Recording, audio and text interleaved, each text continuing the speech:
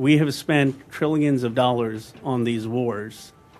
And what would all of you say to that military spending and that money that could have gone for so many of these causes to help our nation and ordinary people? We cannot continue 15 cents for education and healthcare and infrastructure and 53 cents of every discretionary dollar going into war and militarism, and if Trump would have his way, up to 60-some%. Dr. King said any nation that spends like that in military is only wishing for death. A nation that continues year after year to spend more money on military defense than on programs of social uplift is approaching spiritual death.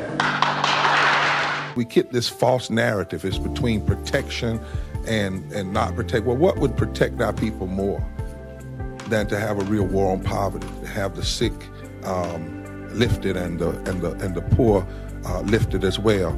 So that was Venus. She found a little lump in her breast, and so she wasn't employed and didn't have any health insurance, so she started using the emergency room, is what we do. And so they just kept turning her in and out of the emergency room, telling her, maybe something you bathed in or whatever, just giving her medicine. So she went once, and when the doctor walked in the room, he's like, "What's that smell?" And she's like, "It's my breast, it's rotting." So then they sent her to the cancer center, and she was in the 4th stage of breast cancer. Every piece of equipment that Venus had to have, she had to wait to be approved for it, even though she had 4th stage cancer and had half her chest cut off. Venus was waiting to be to qualify for breathing equipment and for CAT scan. One Saturday she said, "Mom,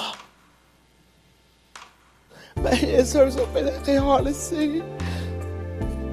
So we took her to the cancer center and they rushed her to the emergency room. And Venus lapsed into a coma. She had 2 tumors on her head, and one had ruptured, and she was brain dead. We left that night and went and prayed, and came back and said if she doesn't breathe on her own, we was going to let her go. And so we unplugged the machines. She was gone. So nobody should have to bury their baby like that because she didn't have insurance. I fight for other people's children because Venus is already gone. That's right. So I do not waste my pain. And I will not be quiet, and I will tell her story wherever I go, because this is not right. That's right.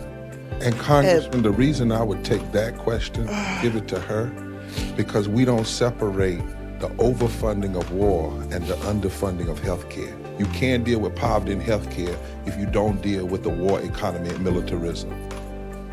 So it's directly connected.